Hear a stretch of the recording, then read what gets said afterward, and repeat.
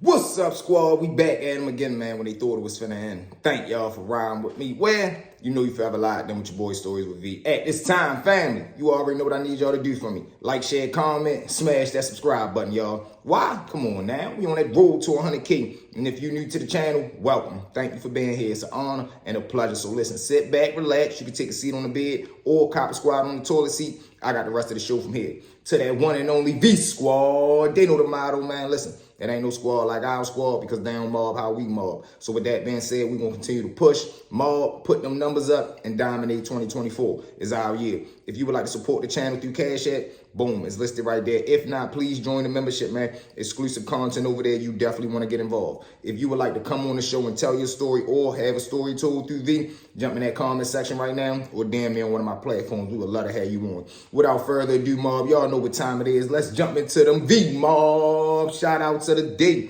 Number one on the V mob list, man, salute the Money Train 403, what it do, family. Number two on that V mob list, salute the Simply Nicole, what it do, family. Number three on that V mob list, man, salute the Autopilot 1594, what it do, family. Number four on that V mob list, salute the Sluggo Brown, salute, family. And number five on that V mob list, man, salute the Rashad, what it do, family.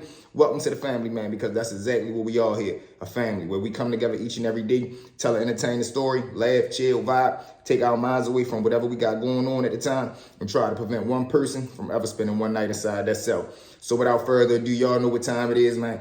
Gangster love, part 7. Let's jump straight into it, man. Meet me over there. We already got it up and running. Boom.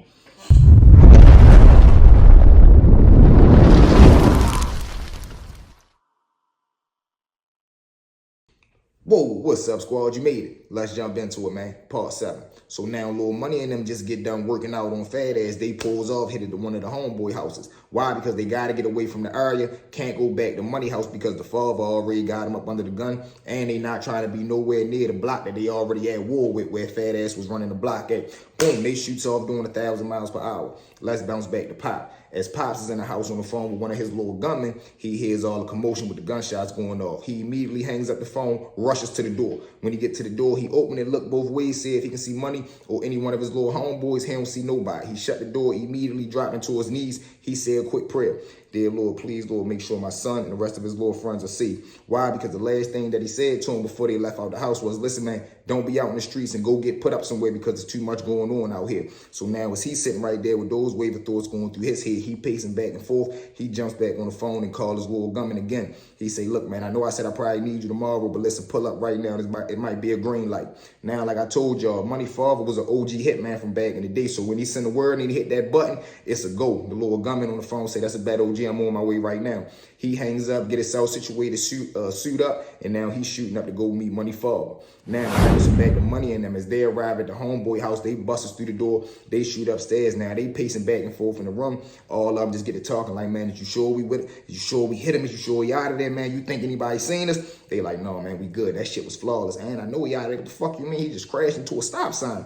They like, all right, bet, man. I mean, he deserved it, man. It was either going to be him or it was going to be us. We had to do what we had to do. Boom, they sitting right there having this discussion. Money phone ring. He look at the call ID. Of course, it's Pops. He answered the phone. He say, Money, where the fuck you at? He say, I'm over here at my homeboy house. He say, all right, stay right there. I'll be over there in about an hour or two. Do not leave that fucking house. Do you understand me? Money say, yes, sir. He hangs up. Now, they ask who's that was. He say, man, that was my Pops. He told us don't leave outside. They say, all right, that's a bet. Now, let's bounce back to Fat Ass block. As all this commotion going on, everybody that's on the block, all they see is ambulance and police pulling to the top of the block. Nobody really was in an uproar at first because, like I told you, this the hood. You hear gunshots going off every day. Now, when they see the ambulance and the police arriving to the scene at the top of their block, everybody get excited now. They rush to the top of the block. They look down. They see that it's Fat Ass car. Rel immediately takes off first because, like I told you, that was his big dog. He gave him opportunity to feed him and his family. He put food in his stomach. And Rel then already had been on so many missions for him, so he already felt like he owed him his loyalty. He rushes to the scene. Now, was he running over there to see the car? The police is already yellow taping the scene off. So they like, man, everybody stay back. This is a crime scene. Nobody can come right here. Rel not trying to hit nothing. So as he attempt to blow past him, it's about 2-3 police officers right there. They go to grab the mace. Listen, man,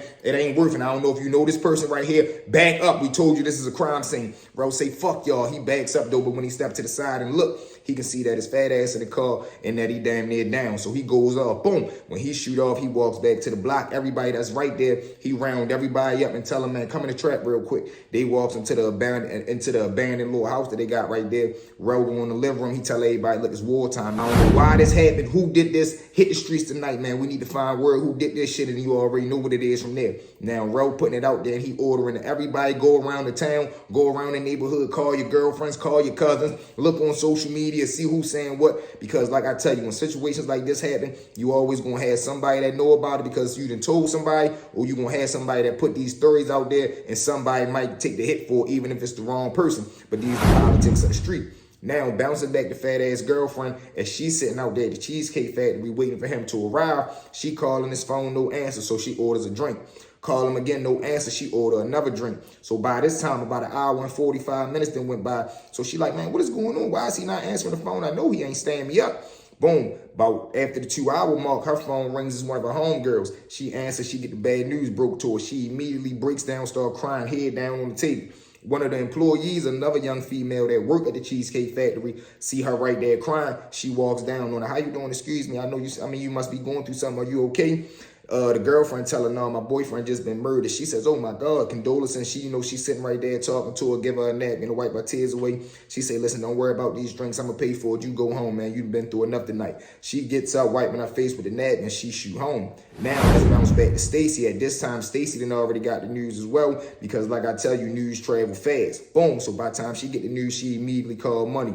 When she called Money, Money answered the phone. She asked him, man, what's going on? Money say, listen, babe, everything good. I'm down at my homeboy house. I'm gonna call you later on. She said, you okay? He said, yeah. All right, that's a bet. Hangs up. Right after that, his phone goes off again. It's Uncle Peanut. And like I told y'all, Uncle Peanut is an East Baltimore kingpin. But like I told you, this hit didn't happen over West. But in the streets, it don't take nothing but a quick second for word to get from East Baltimore to West Baltimore. So he like, man, what's going on? I heard shit crucial over there, nephew. You good? He said, yeah, I don't get everything taken care of, man. I'm over here chilling with my homeboy. I say, all right, if you need me, hit me. Now they talking low, calm, and cold because they not trying to spread no waves over the phone. Granted, Unc already know what that means. Money done took care of the situation because nobody else would have. Now let's bounce back to the father. As he's sitting right there at the house, about an hour or two done went by already. The young gunman pulls up. When he pull up, he come in there, he asks, man, so what you want me to do? As they sitting right there in the house, the pops and the young gunman, they goes in the living room looking through the blinds. Pops tell him that's the little dude right there that they say the head of the dude, Rel. So now Pops is putting this young gunman on Rel. He say, all right, that's a bet. Where your son at? He say, we ready to go pick him up now. They say, all right, bet. Now they jump in the car. They hit it over to the homeboy house to pick up Money. Pop jump on the phone, call Money, let him know be ready in 10 minutes. We coming out there. Money say, all right, bet. Now, granted, at this time, y'all, Money still got the gun that he just used in the fat ass situation on him, and the other homeboy got one on him. So when Money dip, when the father pull out front, Money dab all the homeboys up. He heads out front, jump in the car. Now, Pops, the gunman and Money is headed back to the house. Now let's bounce back to Rel. As Rel is right there on the block, giving out all the orders, telling everybody the orders to go find out what's going on. Everybody head out. So when everybody head out, Rel leave out the trap. He can't go left going to the top of the block because that's where the incident happened is. So he goes right to go down the block to go toward the other way. So he get about 2-3 blocks down now. During this time, Money, the father, and the gunman is pulling around the same way. So now they're about 5 to 6 blocks away from where the crime scene happened. As soon as they bend the corner, Money say, man, there go that dirty motherfucker right there. They pulls over him. So Money father say, who, that's Rel? He said, yeah, because Money father is so focused on the road and looking back talking to Money. As soon as he say that, he pulls over. The shooter, the new gunman, he don't hear nothing and he don't hesitate. He jumps out the car and immediately go to work banging that Rel. Now, I can't lie, Rel want no slouch. So as soon as he hear the first shot go off and he sees somebody shooting at him, he turns around, whip out, and he goes to banging back. Now, they in the middle of the street, mind y'all, a shootout just happened, or M1 just happened 6 blocks away, not even 4 or 5 hours ago. And at this exact moment, the new gunman and Rel is going at it right here in the middle of the block, 6 blocks away. They going at it at the middle of the street. Both of them giving it to each other. I ain't gonna lie, the new gunman was a little more accurate. He ends up hitting Rel right here in the upper chest and one time in the neck. When he falls to the ground, the shooter runs over there because, like I tell y'all, he got one of them G-locks on him, so he got 32 shots in there. He walks over, stand over, give Rel 2 more to the dome. Bang, bang! He rushes back to the car. They pull off. Crazy situation. Money fall with the gunman and Money all in the same car. As Shorty just worked out and did his thing. They rushing back to the houses. They jump in the alley, park, breaks in the Money house. Now, during this time, the police that's At the scene of the crime, a fat ass, they get a call of a shooting happening 6 blocks away. So now they dispatch, calling 6 police to the new block. When the police arrive on the scene of the crime, they find Lil Rel laid out right there with a gun laid out next to him. The police order for an ambulance to come. They get right there, try to precipitate him, do everything that they can, but there's no shot in the world. They pronounce him at the scene. Now bouncing back the money in them as they bust through the house. The father come in. Now the shooter, this is nothing new to him. So he sit down, get himself together. The father order money. Listen, stay ass in here. Don't leave nowhere. Go upstairs and lay low. Money rushes upstairs. He busts in his room. When he gets in his room, he sits on the edge of the bed. He whipped the gun out that he just had when he did the situation with fat ass. He goes in his closet, puts it back up in the shoebox, sit down on the edge of the bed. Wave of thoughts rushing through his head. He say, you know what, man, I gotta get away from here. I ain't even with this no more because it's too much. He digs in his pocket, grab his phone. He calls Stacy. She say, what's wrong, baby? He say, listen, man, pack some bags. We ready to go to a hotel for a little bit and lay low. I need to get away from here. She say, all right, just call me when you ready to pull up. They hang up the phone. Stacy begins to pack her bag. Money does the same and pack his bags. Money shoot downstairs now. When he get right there, the father right there, he like, Money, what you doing? Money tells his father, look, Pop, I know what you said, man, but listen, I'm ready to go meet Stacy, man. Her ready to go get a hotel for a little bit. I know you don't want me gone, but I'm not ready to be around here. It's just going to be me and her. We're going to be at the room. You're going to know exactly where I'm at. Whenever you need me, you can call me, but I don't want to be around here right now, Pop. It's just too much going on. The father like, because he don't want him out of his sight. He don't want him to leave, but he do want him not around here. And at least he like, all right, I know you with her. I know where y'all going to be at. I can come see you if I need you, and I can call you if I need you. So Money father tell him, listen, call me soon as you get with her, and both of y'all call me soon as y'all get to the hotel. Do you understand me? Money say, yeah, because you got to understand, even though Money is manning up and doing what he need to do right now, he still got to listen to his father because his mother and his father been there for him his whole life. Another message, y'all. Boom, they hug and embrace. Money shoots out. He jumps in the car that's parked in the alley, and he shoot it out there to go see Stacy. Now, granted, y'all got to paint this picture with me, y'all. As he's driving past all this on the way to Stacy, he got to drive past the old block that he started on, the new block that he tried to build that cost him all this situation, the crime scene of the M1 he just participated in, and now he just going back past one of the situations that just happened with Rel 5 blocks away while he all the way headed out to go get his girl and go lay low at a hotel. These are everyday things that happen, man, when it's wartime in the field. Boom, he arrives at Stacy house, call her, tell her come out front. They jump in the car, they shoot to the hotel. Now when they get to the hotel, neither one of them got an ID. Stacy jumps on the phone, she call her cousin. Of course, like always, she won't come in the clutch. The cousin jumps in the car, shoots up there. About 30 minutes later, cousin get up there. She uses her ID to get Stacy and Money a room. Money and Stacy go up in the room. The cousin tell them, listen, both of y'all is too deep into this right now. Both of y'all is, because listen, Stacy, if they can't get the money, they going to try to get to you. And everybody know that y'all in this little love affair. Both of y'all need to lay low. Both of y'all stay out the way because both of y'all got me worried. Because like I told y'all, the big cousin is the one that schooled her all this to the game. And it's really kind of her fault because all this is leading back to the very first episode, y'all, when grandma and the cousin threw the cookout. So she feeling like if I would have never threw that cookout that day, you would have never came down here. You would have never met Money, and this whole thing would have never started. And Money, if you would have never met her and she would have never planted this idea in your head to try to be more than just a weed boy, none of this would have happened. So she kind of feeling guilty. Money kind of feeling guilty because of the thoughts. And now Stacy kind of feeling guilty because she like, damn, is this all my fault? So it's all them sitting right there. Boom, they just going through a wave of commotion. Let's go back to the homeboys now. As they all at the house since Money been gone, they right there politicking, man, what we gonna do? So the homeboy that had the other strap that they had out the crew, he say, look, man, I'm ready to head home, man. I gotta lay low for the night. Fucking ain't no need to just sitting around here waiting for something to happen. We done did what we did. It's done. He like, all right, that's a bet. As he ready to leave out, he grabbed his phone looking on social media. He sees somebody that was close to Rel post a RIP post. So he like, man, fuck, man, look. So he showed the phone to the other little homeboy, showing him that Rel down. They both just looking with the eyes big. He jumps on the phone, call Money now. When Money answered the phone, he like, whoa, what's up, bro? He say, yo, you jump on IG, you see what's going on? He like, no, what's up? He say, man, somebody just posted Rel out of there. He say, man, damn, that's crazy. Look, man, I'm out the hotel room with Big. I'm gonna call you in the morning. He say, all right, bro, be careful, stay on point, love you. He say, all right, bet. He hangs up. Both of the homeboys that's still there, they dab each other out. Now the homeboy that got the joint on him, he dips out. He's walking back home now. He live about 5-6 blocks away. As he walking home, guess who he bumped into when he stops at the corner store to get his backwood snacks and his juices for the night? He run into the same little dude, if y'all remember,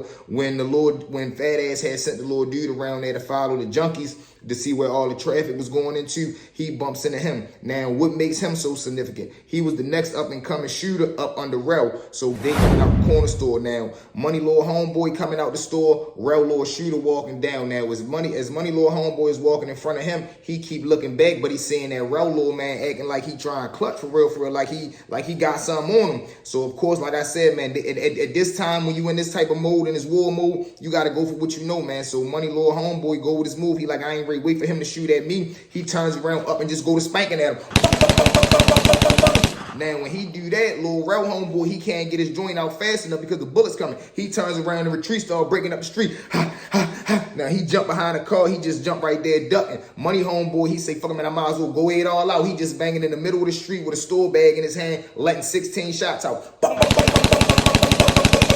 After he get done doing that, he gets to breaking down the street, running towards his house. Part 8, the finale coming tomorrow. With that being said, family, let's jump into story number 2. Now, man, story number 2, this was a wild situation because these are the type of situation that your so-called friends will put you in.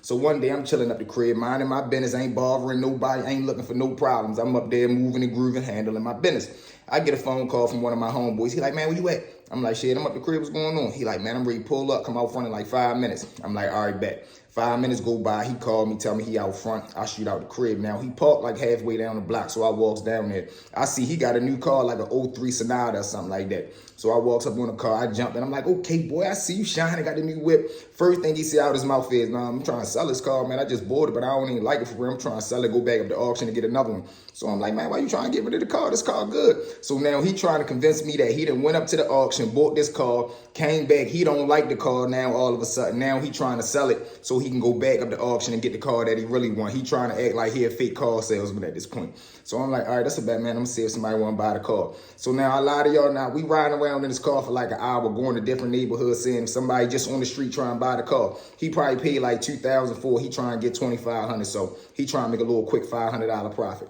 So now we ride around the neighborhoods for about an hour. Ain't nobody trying to buy the car. So now we on our way back up the block for real, but I tell them stop at the gas station. We stop at the gas station, pull out. Now, when we pull out, time out, get behind us. So I'm not thinking nothing about it because he got a license and he's saying he just bought this car from the auction. So it got to have like fresh temp tags or at least auction tags for you to be able to get back down here to the city and you'll be able to move around till you get some real tags on your car. So as soon as the police get behind us, when I look over, I see he starting to like move different. He's starting to look nervous. He keep looking in the rearview mirror like he's starting to sweat. I'm like, what's wrong, yo? You good? He like, yeah, I'm good. Yo, what time about doing? So mind y'all, rule number 1, if you in a car and the police get behind you, never look behind y'all. Listen to me. Take that advice. Never look behind you. So I look in the rearview mirror. I'm like, he don't really look like he doing nothing. He look like he on his computer typing something up. Soon as I say he look like he typing something up, he smashes on the gas. So now as soon as we shoot off, he shoot off right behind us. So now it's official. It's a high-speed chase, y'all. Boom, so we busted him down Emerson Avenue. He bangs a right down Airthought. We get to the bottom. He bang a left down Old Frederick. He bang a right on Yale. So now we lose him a little bit. So when he bang a left into the alley, he jumps out, start running. So quite naturally, I jump out, start running. He go left, I go right. Boom, I'm breaking down the alley. I see like a little split between 2 houses. Bang, I jump over the fence, run between the 2 splits. So now I come out on another block, break across the street. It's another little split leading into another alley. I comes over there. The first backyard I see, I run down like, you know how backyards got basement steps. I runs back there. Boom, I'm hiding in somebody's basement steps now. I never forget, I had this big puffer jacket on. So I takes the puffer jacket off. Now I got like a little windbreaker on for real. I put the windbreaker on. I had a scully on, takes the scully off, had gloves on, takes them off. So now I come back out the people's backyard. I leave the stuff that I just took off right there on their steps. I come back out, jump the fence. So now I'm just acting like I'm walking back up the alley. Got my head down looking on my phone. Soon as I get to the top of the alley, why is one police car speed and straight turn down the alley? Skirt! So now he blows past me because I'm just looking like a regular civilian, walking back up, looking down with my phone. Boom, I get to the top of the alley, make a right. I see this fool walking down. He done changed his clothes too. Boom, we meet in the middle of the street. We walks up the block. So now I'm like, yo, why you pull off and why we leave the car here? Why you ain't going to go get your car? Of course, I'm going off. He like, no, the car was stolen. W. I was saying that we was going to try to finesse somebody. I hit him straight in his chest. Man, you dumb mother, because he could have got us locked up. Yo, he got me thinking he didn't really just bought this car. He done went up to the auction, got me thinking we looking for the dude. He got me thinking he really started going legit being a car salesman, man. He a true piece of shit. Y'all already understand, man. But with that being said, y'all, Let's jump into a little part two of this fool, man, because I'm telling you, he got some ways with him, y'all. So one day he pulled up, he got a van this time, I'll never forget, so he got a van now. Mind y'all, I'm not even messing with him in cars after his little last performance, y'all. So boom, one day I'm in the house, I'm going through it with my girl, so me and her in there fussing, I get mad, I leaves out. Soon as I leave out, perfect time, and guess who called? Him, he ready to pull up. So when he pulled up, I'll never forget, he got this blue Dodge Caravan, but the back seat, like the back seat chair, they took it out, he just got two big little beanbag chairs that's replacing the back seat. So we get in there, my man Tim in there, my man Slow in there. We all jumping in. Now, mind y'all, only reason I'm getting in this car is because one, I ain't trying to go back in the house because I just got into an argument. And two, I'm mad. I just want to jump in the car, lay back, chill, be around the fellas, smoke a little blunt for real. So boom, we jumps in the car, cool and chilling. So we moving around.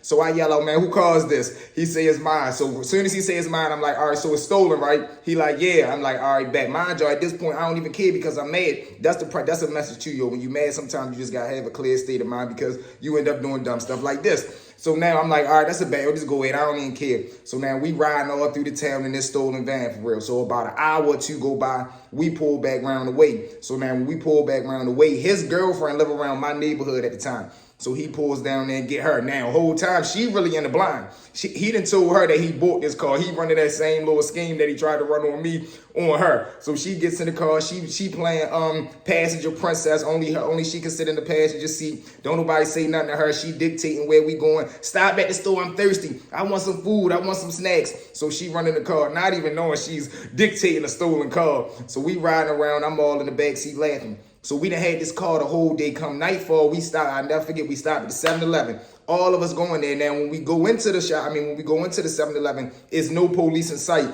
But when we come back out, it's a shopping center. It's the Lord Caesar's Pizza right across the street. It's two police officers parked right there, and they facing straight towards us now. I can't see in the car to see if they looking towards us or if they looking at each other talking. So we all jump in the car. Now, mind y'all, the whole scene is messed up. A Dodge Caravan, late night, 5 to 6, 7 people coming out of a store loud and rowdy, jumping into a van. That's just asking for them to come pull the car over. So when we jump in the car, they like, yo, y'all see them right there? I'm like, yeah, they right across the street. Yo, drive right, like drive right. So he pulls off. Now, mind y'all, he's so short, he barely seeing over the wheel. Boom, he makes a left. He bang a right, come out. Now when he make another left, boom, he drives down the street. Now I'm looking back because it's a van and we in the back seat with no chairs. It's just bean bags, so they can't really see who looking out the back window.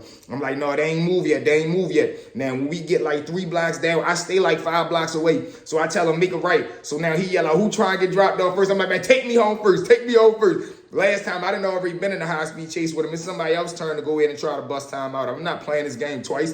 Boom, so we get to the top of the block. I can hear the sirens coming down the street. So we get about a block and a half away from my house. He taking too long. I say, yo, just stop real quick. He stops. I throw the slide door. I slide the side door open, jump out. Now I'm just walking. He makes a left. They go their way. I'm just walking up the street. A lot of y'all not even 60 seconds later, here both of the police cars come making a left coming up the street. Now, only thing where they messed up is when they make a left and coming up the street, they keep going straight. Bro and them had already made a left on the street and made a left into the alley, so they not even in the right direction. Now, when I get home, I chill. About 2-3 hours later, I call them. Something just tell me, man, call them and make sure they good. I call to see if they good. Whole time, all up booked. Now, I'm like, what they get booked for? He like, man, they stole the car and they had a joint in the car. Why this fool had a joint on the same beanbag on the back seat that I was laying on? So not only did he almost get me locked up, y'all, in this car chase, possibly he could have had me getting locked up for a joint under this beanbag. Crazy situations, man, but I love him to death. That's my homeboy, man. But listen, with that being said, family, let's jump into story number 3.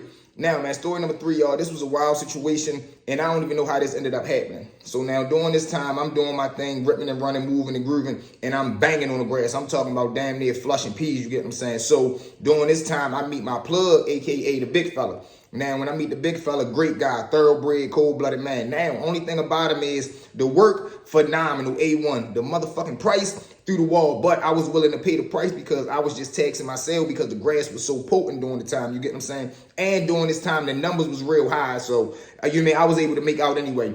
Now, I got my homeboy named 2, and during this time, me and Bibby trying to transition from the grass, not really transition, but I'm trying to push my grass phone off to 2, and me and Bibby trying to build another empire with another type of inventory, you get what I'm saying? So, boom, me and him going up the road, we shooting out on the road, going out to these different little small towns, trying to clip plays and do what we do, build our franchise. Now, I got two, he back around the way running the block and he running my phone. Now, my phone used to run in like 5 different shifts. Early morning, afternoon, night, and then the graveyard shift. So two would just be chilling at my house, or he'd be on the block, or he'd be in the shopping center, but he was always running the phone.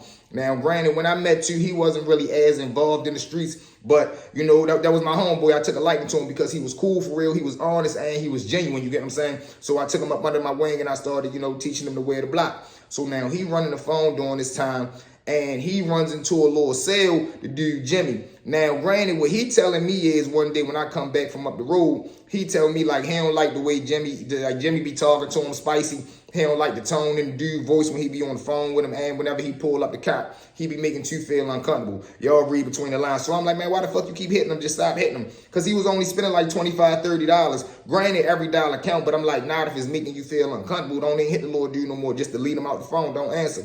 Now, two so caught up on making the money because that's my guy. So I'm splitting everything with him down the middle, 50-50. It ain't like he'll work or nothing like that. He invests, but he just rather work the phone while I'm trying to build this other empire. So we splitting everything straight down the middle. Every day when I come in the house for real, we divide all the work, divide all the money. He'll go in and dip, go down his crib, and I just call it a day. Now, during this day, the way he tell it to me is the little dude Jimmy pull up. When he pull up and two go to hit him, he gives him the grass. But the little dude, when he grab the work out his hand, he like rub his hand. So when he rub his hand, I'm like, man, why the fuck you ain't smack the shit out of him? He like, man, I ain't want to mess up the money, man. I'm telling you, I'm just ready to stop hitting this little dude. I'm like, yo, I've been told you stop hitting him. So now, granted, he being hard-headed, don't listen. So that night, we divide everything up. He get his money, he go home. Now, fast forward, he supposed to come out early the next day because me and Bibby supposed to be hitting the road early morning. He must oversleep, so I leave the phone and the work out back, like in my backyard for real. Boom.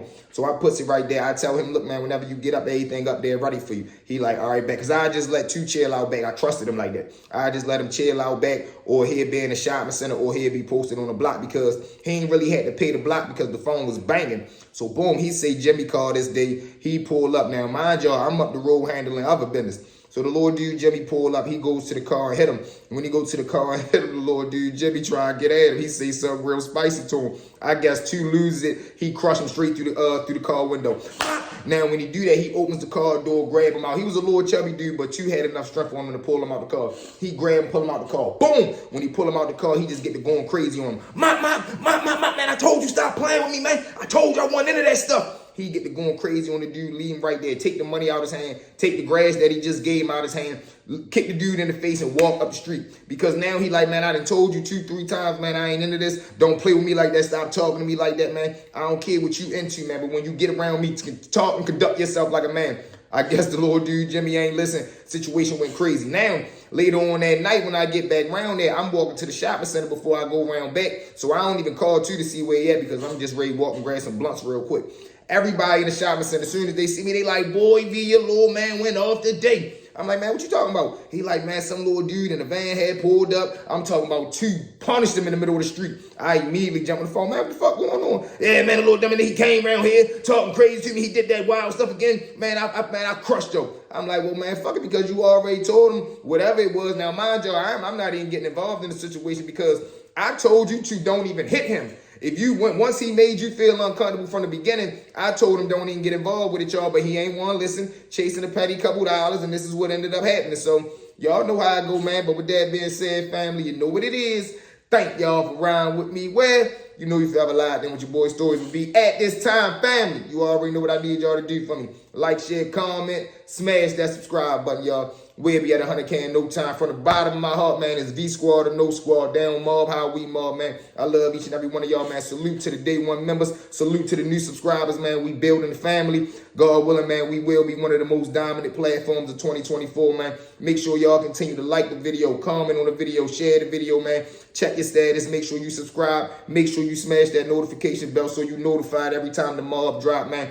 Ain't no me without y'all. V mob, we out. Let's go.